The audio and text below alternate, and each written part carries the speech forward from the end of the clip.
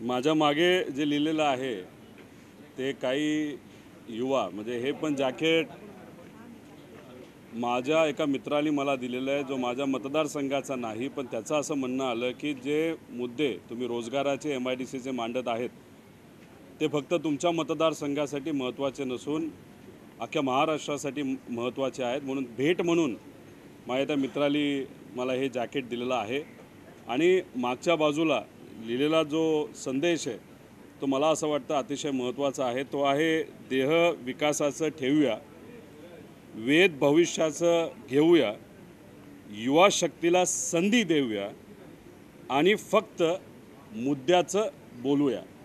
कारण का अधिवेशनामध्ये मुद्द्याचं सोडून बऱ्याच काही गोष्टी होताना आपण सर्वजण बघतोय।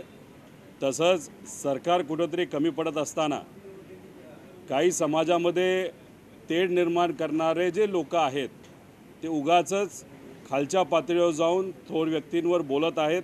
काय तुम्ही अजूनही पालकत्वाची वाट पाहताय? ओएसिस फर्टिलिटीने आता 90,000 जोडप्यांचं आयुष्य आनंदाने भरलं आहे। आजच कॉल करा 7825893600 वर आणि मिळवा फर्टिलिटी ट्रीटमेंटवर सूट आणि सर्वांना द्या आनंदाची बातमी। आणि तिथं सुद्धा सरकारचं लोकांचं जे लक्ष आहे विचलित होतंय असं आम्हा सर्वांना त्या ठिकाणी वाटतं। आणि आज हे जॅकेट घालून येत असताना योगायोगाने विधिमंडळाच्या दरवाजालाच इंडस्ट्री मिनिस्टर उदय सामंत साहेब भेटले, त्यांना जॅकेट दाखवलं, त्यांनासुद्धा जॅकेट आवडलं। जॅकेट आवडलं असलं तरी मी त्यांना एकच अनेक वेळा जी विनंती केली तीच विनंती परत केली की माझ्या मतदारसंघातल्या MIDCचा प्रश्न त्यांनी सोडवावा आणि ते सोडवतील असा विश्वास आहे। पण विश्वास असताना तो लवकर सोडवावा अशीच विनंती त्यांना मी त्या ठिकाणी केलेली आहे।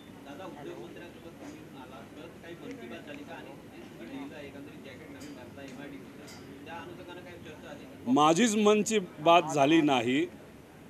आम्ही जेव्हा मनची बात करतो तेव्हा लोकांच्या मनातली बात करतो आणि लोकांच्या आणि युवांच्या मनातली बात म्हणजे MIDC माझ्या मतदारसंघात व्हावी अशी चर्चा उदय सामंत साहेबांबरोबर झालेली आहे। माझा तर पाठपुरावा चाललेला आहेच आणि त्याला लवकरात लवकर यश यावं यासाठी मी प्रयत्न नक्कीच करत आहे। दादा, आज मुंबईतील बेस्टचे कंत्राटी कर्मचारी जे आहेत ते काम बंद आंदोलन करतात। खरं तर त्यांच्या मागण्या बेस्टचा अर्थसंकल्प हा महानगरपालिकेच्या अर्थसंकल्पामध्ये विलीन करावा अशी त्यांची मागणी आहे। उद्धव ठाकरे मुख्यमंत्री असताना त्यांनी घोषणा केली होती की महानगरपालिकेत विलिनीकरण केलं जाईल, मात्र आता ते रखडलेलं दिसतं। मुंबईकरांचे मोठे हाल होते। तुम्ही जर बघितलं बेस्टचा मुद्दा असेल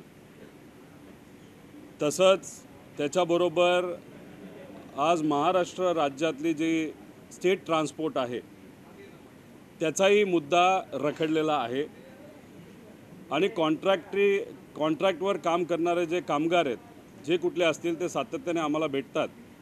पण हे दोन्ही बस म्हणजे बेस्ट मुंबईसाठी आणि महाराष्ट्र राज्यासाठी जी आपली हे आहे स्टेट ट्रान्सपोर्ट, हे सगळ्यांचे विषय जर आपण बघितले तर गेल्या वर्षभरात ते रखडलेले आहेत। जेव्हा महाविकास आघाडी सरकार होतं तेव्हा आंदोलन मोठ्या प्रमाणात हे ST कर्मचाऱ्यांनी केलं होतं। आंदोलन करणारे आता सत्तेत आहेत पण त्या बाबतीत एकसुद्धा शब्द ते काढत नाहीत। काही वकील नेते म्हणून पुढे आले होते, त्यांनी तर हे वातावरण इतकं तापवलेलं होतं आणि वकील असल्यामुळे या सामान्य लोकांकडून पैसेसुद्धा त्यांनी घेतले होते फीच्या माध्यमातून। आता ते वकीलसुद्धा शांत झाले। मग ते कदाचित ते भाजपचेच प्रवक्ते होते असं म्हणायला काय हरकत नाही। त्यामुळे बेस्ट आणि राज्यातले ST कर्मचाऱ्यांचा विषय हा लवकरात लवकर मार्गी काढण्याची जरूरत आहे। उद्धव ठाकरे साहेबांनी घोषणा केल्यानंतर सरकारचं काय झालं आहे आपल्याला सर्वांना माहिती, पण सरकार आता सामान्य लोकांचं सरकार आलं आहे असं मुख्यमंत्री साहेब भाषणामध्ये 10-20 वेळा म्हणतात। आता ST कर्मचारी असतील ना तर बेस्टचे जे कर्मचारी असतील हे सामान्य लोकांचेच प्रतिनिधित्व त्या ठिकाणी करतात। तसंच बस आंदोलनामुळे बस जेव्हा बंद पडतात तेव्हा सामान्य लोकच अडचणी येतात। त्यामुळे आता या सामान्य लोकांचा प्रश्न हे जे कथाकथित सामान्य लोकांचं सरकार आहे ते सोडवतील का हे आपल्याला सर्वांना बघावं लागेल। दादा, काल पुण्यात पंतप्रधान नरेंद्र मोदी यांचा दौरा होता। एकाच मंचावरती शरद पवार, अजित पवार आणि पंतप्रधान नरेंद्र मोदी होते, परंतु अजित पवार हे शरद पवारांचा डोळा चुकून पाठवून गेलेले आहेत आणि आम्ही वेगळे नाहीच आहोत असं त्यांचं म्हणणं आहे। आता ती घटना का घडली हे मला तर सांगता येणार नाही, ते आदरणीय अजितदादांनाच आपल्याला विचारावं लागेल.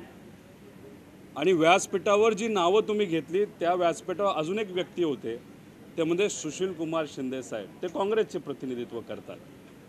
ते व्यासपीठ बघत असताना पूर्वीचं राजकारण कसं होतं याची आठवण काही प्रमाणात अनेक लोकांना झाली.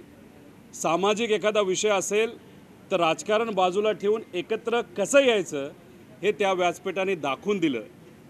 अनेक लोक म्हणत होते पवारसाहेब त्या व्यासपीठावर का चाललेत, पण मला असं वाटतं की प्रत्यक्ष अप्रत्यक्षपणे पवारसाहेबांना एक संदेश द्यायचा होता आजच्या राज्यकर्त्यांना की बाबांनो, आज जे तुम्ही राजकारण करत आहात, जे द्वेषाचं राजकारण करत आहात, जे भेदभावाचं राजकारण करत आहात, हे राजकारण आजचं आहे. पूर्वीचं राजकारण हे असं होतं ज्या ठिकाणी व्यासपीठावर आम्ही सर्वजण एकत्रित येतो आणि पवारसाहेबांचं भाषण ऐकत असताना ते जर तुम्ही एकदम बारकाईने ऐकलं तर त्यातून अनेक लोकांना विविध पद्धतीने त्यांनी संदेश दिलेला आहे.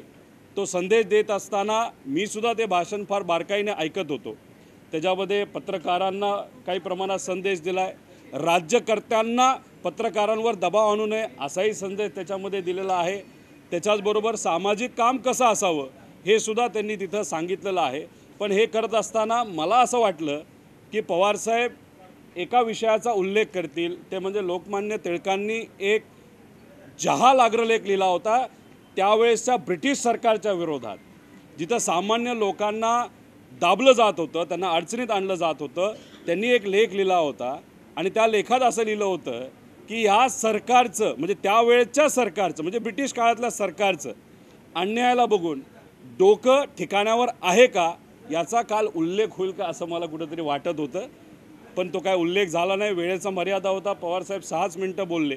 ते बोलत असताना आजची महाराष्ट्राची राजकीय परिस्थिती जी आहे, ज्याच्यामध्ये सामान्य लोकांना मोठ्या प्रमाणात अडचणी ह्या सोसाव्या लागतात, भेदभावाचं राजकारण हे केलं जातं, पण कदाचित त्या व्यासपीठाचा मान ठेवावा म्हणून हा जो अग्रलेखाचा विषय त्यांनी घेतला नाही असं माझ्यासारख्याला वाटतं. घरचे नातेवाईक म्हणून तुम्हाला ही घटना कशी वाटते? राज्यामध्ये दोन दादा, महत्त्वाचे कुटुंबातलं सदस्य- एक जुलैला होतो आणि एक ऑगस्टला, आणि त्याच्यानंतर शासकीय कार्यक्रम असतात. त्यामुळे शासकीय कामं महत्त्वाची आहेत का अपघातांमध्ये? कारण का आपण पाहतो की एकीकडे चित्ता जळत असताना दुसरीकडे मंत्रिमंडळाचा विस्तार झाला आणि काल मोठा अपघात घडला, गर्डर कोसळला आणि दुसऱ्या काही तासानंतर आपण म्हणतो की पुण्यामध्ये मोदींना टिळक पुरस्कार देण्यात आला. त्यामुळे शासकीय कामं ही खरंच महत्त्वाची असतात. दुसरा विषय दादा, कुटुंब खरं तर म्हणून तुम्हाला कुटुंबातील कसं सदस्य तुम्ही आहात. पवार कुटुंबातले तुम्ही अत्यंत महत्त्वाचे सदस्य आहात. दादा नजर चुकवून जातात आहेत शरद पवारांच्या पाठवून. तुम्ही सदस्य म्हणून तुम्हाला कसं वाटतं कुटुंबातले सदस्य? पहिला प्रश्न होता की राज्यामध्ये जर एखादी मोठी घटना घडली, ती घटना घडल्यानंतर एखादा सामाजिक कार्यक्रम होऊ शकतो, पण राजकीय कार्यक्रम घ्यायचा का नाही घ्यायचा हे खरं तर सरकारवर असतं. मेट्रोचं उद्घाटन हा एक काही प्रमाणात राजकीय कार्यक्रम होता. तो जर कॅन्सल केला असता तर त्यातून खूप सकारात्मक संदेश हा समाजाला आणि लोकांना गेला असता. पण पंतप्रधानांचा वेळ सहजपणे मिळत नसतो. तो मिळाल्यानंतर त्याचा राजकीय फायदा सरकारच्या वतीने राज्यामध्ये कसा घेता येईल यासाठी राज्यकर्ते असतात. त्यामुळे राज्यकर्त्यांनी कदाचित त्या फायद्याचा विचार केला असावा. म्हणून जो पुढचा टिळक पुरस्कार दिल्यानंतरचा पुढचा कार्यक्रम हा कॅन्सल करू शकताना सुद्धा त्यांनी केला नसावा. कदाचित वेळ कधी परत मिळेल का नाही असाही प्रश्न त्यांच्यासमोर असावा आणि राजकारण हे जास्त महत्त्वाचं असल्यामुळे त्यांनी तो निर्णय घेतला असावा. पण तो त्यांचा आणि त्यांच्या विचाराचा विषय, त्या बाबतीत आम्हाला खूप काय बोलता येईल असं वाटत नाही. आता कुटुंबातील व्यक्ती म्हणून कालची अजित पवार यांनी परत मंचावर येताना आणि मंचाच्या खाली जाताना दोनदाही शरद पवार यांच्या जवळून गेले नाहीत, स्टेजच्या पाठीमागून गेले. कसं पाहता कुटुंबातील व्यक्ती म्हणून कुठेतरी पवार साहेबांना एकटं पाडलं जाते असं वाटतं का सातत्यानं? आता एकच तुम्हाला सांगतो की एकटं पाडल्याचा प्रश्न हा येतच नसतो. जेव्हा एखादा लोकनेता असतो आणि व्यासपीठावर सामान्य लोक नव्हते, व्यासपीठावर नेते होते, त्यामुळे नेते जवळ आले नाही, नाहीतर तिथं पवारसाहेब येताना एकटे आले, जाताना एकटे गेले, याच्यावरनं उगाचच कुणी चर्चा करू नये. लोकनेत्याची खरी ताकद ही लोकात गेल्यानंतर आपल्याला कळते. पवारसाहेब जेव्हा लोकात जातील तेव्हा त्यांची ताकद खऱ्या अर्थाने आपल्याला बघायला मिळेल. आणि तिथं गेल्यानंतर एखादा शेतकरी असो, कष्टकरी असो, युवा असो, महिला असो, पवारसाहेबांची पाठ आणि पवारसाहेबांची साथ हे सामान्य लोक कधीही कुठंही सोडणार नाही असा विश्वास आमच्यासारख्याला वाटतो. दादा अजितदादांचं हे वागणं योग्य आहे का? अजितदादांचं हे वागणं योग्य आहे का? अजितदादा म्हणतात ठाकरे मिळून काही यात्रा करणार आहात का राज्यात? अनेक कार्यकर्त्यांचं हे म्हणणं आहे, यात्रा करण्यापेक्षा संवाद कार्यकर्त्यांशी साधावा, युवांशी साधावा असं अनेक लोकांचं म्हणणं आहे. पण ते त्यांचं म्हणणं आहे. या बाबतीत कुठंही दोन्ही पक्षामध्ये चर्चा झालेली नाही. आज आम्हाला कळतं आहे की महाविकास आघाडीच्या सर्व घटक पक्षाची बैठक आहे, पुढेही होईल. तर त्या व्यासपीठावर कुठेतरी जर चर्चा झाली, काही जर ठरलं तर नक्कीच त्या बाबतीत जर जबाबदारी आमच्या पक्षप्रमुखांकडनं आली तर ती आम्हाला पूर्ण करावी लागेल. आज राष्ट्रवादीच्या आणि भाजप आणि शिंदे गटाच्या सगळ्या आमदारांचं महायुतीचं भोजन आहे आणि बैठक आहे. त्या बैठकीला तुम्ही जाताय कारण की सगळेच महायुतीतले घटक असतात. आता हा प्रश्न तुम्ही मला विचारताय, तीच आश्चर्याची गोष्ट आहे. पण ती बैठक होणार आहे का कॅन्सल झाली याचाही अभ्यास काही प्रमाणात मीडिया म्हणून तुम्हाला करावे लागेल. कल अजीत पवार स्टेज के पीछे से चले गए, नजरें चुरा के पवार साहब से, क्या कहना चाहेंगे किस तरह से? और आपने कहा कि पहले की राजनीति किस तरह की होती थी, वो भी स्टेज पे दिखा कि जिस तरह से सुशील कुमार शिंदे से, क्या कहना चाहिए? बहुत सारे लोगों का और जो राष्ट्रीय विश्लेषक नेताओं का कहना था कि पवार साहब कल के व्यासपीठ पे नहीं जाना चाहिए, लेकिन उस व्यासपीठ पे जाने के बाद पवार साहब ने जो संदेश दिया वो आज के जो राजकीय नेता है उनको उन्होंने संदेश दिया कि राजनीति अगर करनी है तो इस तरीके से करनी चाहिए कि जो सोशल वर्क होता है, एखादा सोशल जब विषय होता है उसमें राजनीति नहीं आनी चाहिए. ऐसा संदेश पवार साहब ने कल दिया जो पहले होता था. लेकिन आज कोई भी अगर विषय होगा उसमें राजनीति लाई जाती है, वो गलत चीज़ है. इसलिए पवार साहब ने जो सामाजिक कार्यक्रम कल था उस कार्यक्रम में जाते हुए वो एक संदेश सबको दिया. और उनका जो भाषण था वो बहुत इम्पोर्टेंट था. उसमें उन्होंने जो मुद्दे लिए उस मुद्दों के माध्यम से उन्होंने सरकार को भी एक संदेश दिया और आज के जो राजनीति के नेता है उनको भी एक संदेश दिया. वो संदेश बहुत ज़्यादा महत्वपूर्ण था.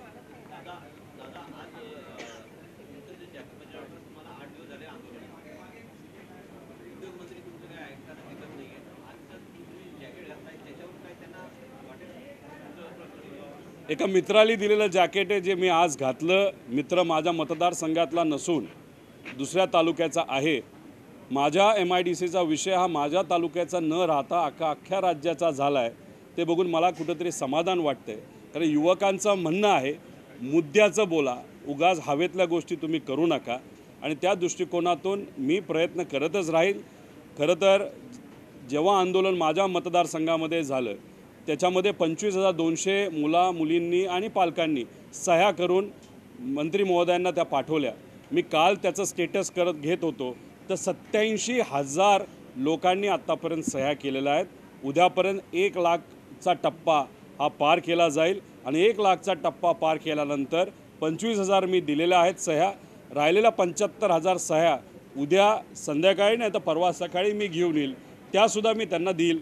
आता ह्या सगळ्या गोष्टींकडे बघत असताना उद्योगमंत्री साहेब हे राजकीय दबावाच्या अंतर्गत येतात का युवकांच्या भवितव्याचा विषय घेतात, हे अख्खा महाराष्ट्र आज त्यांच्याकडे नजर ठेवून आहे असं मला वाटतं. जैकेट आप पहने हुए हैं MIDC का, क्या कहना चाहेंगे? आपके क्षेत्र में जो MIDC का मुद्दा था वो सॉल्व नहीं है? MIDC का मुद्दा अभी मेरे कॉन्स्टिट्यूंसी का सिर्फ रहा है ऐसा नहीं. महाराष्ट्र के जो तमाम युवा है उनका भी कहना है कि आज रोज़गार का विषय महत्वपूर्ण है. बेरोज़गारी का जो परसेंटेज है बहुत बड़ा है, वो कम करने के लिए सरकार के माध्यम से कुछ ठोक कार्यक्रम लेने की ज़रूरत है. MIDC का ये जो मित्र ने दिया है वो मैंने यहाँ पे पहना है. इससे एक संदेश दिया जाता है और ये जो मुद्देचं बोला, ये जो लोगो है उसके माध्यम से महाराष्ट्र के लोग इस सरकार को बोल रहे हैं कि आप सिर्फ भाषण मत करना, कुछ सामान्य लोगों के हित के जो चीज़ें हैं उस बारे में चर्चा होने की ज़्यादा ज़रूरत है। आखिरी सवाल, बेस्ट वालों की स्ट्राइक है, बस क्या कहना चाहिए? एक तो मैं जो सब कॉन्ट्रैक्ट के लोग हैं उनको विनती करता हूँ लोगों के बाजू से कि अगर आप बस बंद करोगे या रखोगे तो उसकी अड़चन सामान्य लोगों को होगी, और बेस के जो कर्मचारी है वो सामान्य लोगों के प्रतिनिधित्व करने लोग हैं, उनका विषय छूटना चाहिए। उनके बाजू से इस सरकार को हम भी पूछेंगे, चर्चा करेंगे, लेकिन ये सरकार जो है वो सिर्फ राजनीति करना जानती है। अगर आप देखें तो जब एसटी कर्मचारी का विषय था राज्य का, जब महाविकास आघाड़ी सरकार था, बहुत बड़ा आंदोलन हुआ था। उनके 90% मांगनी जो थी वो महाविकास आघाड़ी सरकार ने पूर्ण की थी। 10% मांगनी रह गई है, अभी तक रही है। उस टाइम राजनीति करने वाले भाजपा के नेता आज शांत है। जो वकील सामान्य लोगों से पैसा लेके उनकी केस लड़ रहा था वो भी अभी शांत है। तो ये जो चीज़ है वो अभी सब कॉन्ट्रैक्टर के लोग हो या वहाँ पे काम करने वाले सब एसटी या बेस्ट के, उनको लोगों को मालूम है ये सरकार उनके बारे में क्या सोचती है वो देखना पड़ेगा। लेकिन उनके विषय के बारे में चर्चा इस विधानसभा में कैसे हो इसके लिए हम सब प्रयत्नशील होंगे। सर, फाटेगाव मधल्या ग्रामस्थांनी ग्रामसभा घेत एक ठराव मंजूर केला आहे आणि त्या MIDCला विरोध केलेला आहे ग्रामस्थांनी कुठेही विरोध केलेला नाही। ग्रामस्थांचं म्हणणं एवढंच आहे की तिथं MIDC झाल्यानंतर ज्या काही कंपन्या तिथं येतील त्या कंपन्या पोल्युशन करणाऱ्या नसाव्यात, त्याच्याचबरोबर तिथं जे काय बागायती क्षेत्र असेल त्या बाबतीत सुद्धा विचार करावा आणि त्याच्यातून काही लोकांना जे काय रोजगार मिळेल त्याच्यामध्ये गावातल्या लोकांना सुद्धा प्राधान्य देण्यात यावं असंच त्यांनी सांगितलेलं। कुठेही विरोध हा झालेला नाही। आणि आज काय नवीन कंपन्या ज्या येतात त्याच्यामध्ये पोल्युशन कंट्रोल याच्या काही गोष्टी महत्त्वपूर्ण असतात। आम्ही सुद्धा बिझनेस बघतो, इंडस्ट्री कशी चालते, इंडस्ट्र्या कुठल्या आणाव्यात याचा अभ्याससुद्धा आमच्या त्याच्यामध्ये आहे। त्यामुळे योग्यच कंपन्या तिथं कशा येतील यासाठी आम्ही सुद्धा प्रयत्नशील राहू। पण गावकऱ्यांच्या ग्रामस्थांच्या ज्या काही अडचणी आहेत त्या नक्कीच विचारात घेऊन योग्य ती कारवाई केली जाईल। पण गावकऱ्यांचा कुठेही रोजगारासाठी, गावकऱ्यांचा कुठेही तिथं असणाऱ्या युवांना हाताला काम मिळण्यासाठी विरोध नाही। उलट गावकऱ्यांचं हेच म्हणणं आहे आमच्या परिसरामध्ये MIDC आल्यामुळे दोन्ही तालुक्याच्या युवकांचा प्रश्न त्या ठिकाणी मिटेल आणि त्यासाठी सहकार्याची भूमिका तिथं असणाऱ्या गावकऱ्यांची, तिथं असणाऱ्या नेत्यांची आहे। या गोष्टीचं स्वागतच आपण सर्वांनी केलं पाहिजे। दादा, लोकांचा विरोध असताना देखील वाढवण बंदराला जे आहे ते आता परवानगी मिळालेली आहे। लोक गेली अनेक वर्ष आंदोलन करतात, मात्र लोकांच्या आंदोलन वाढवण बंदर पालघरचं आता त्या लोकांची अडचण काय हे कुठेतरी समजून घेतलं पाहिजे। पण सरकार ज्या पद्धतीने काम करतं संवाद साधत नाही। तिथला विषय काय याचा अभ्यास मला करावा लागेल।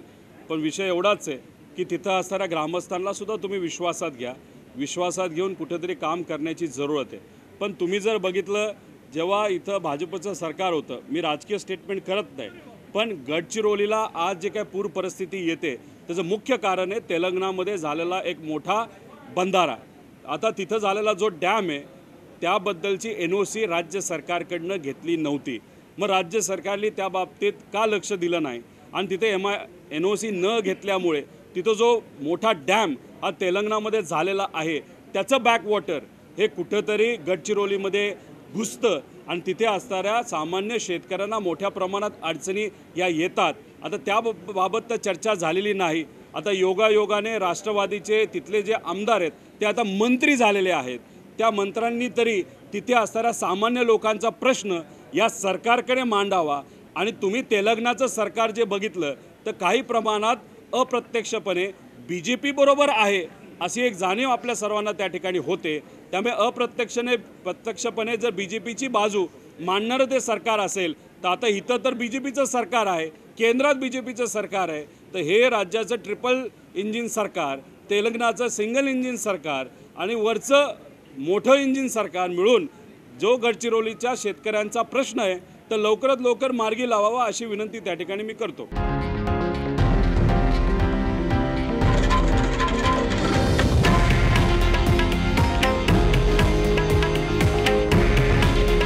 हे आहे देशातील नंबर 1 न्यूज नेटवर्क आणि आपण पाहत आहात TV9 मराठी. काळजी तुमची, हित महाराष्ट्राचं.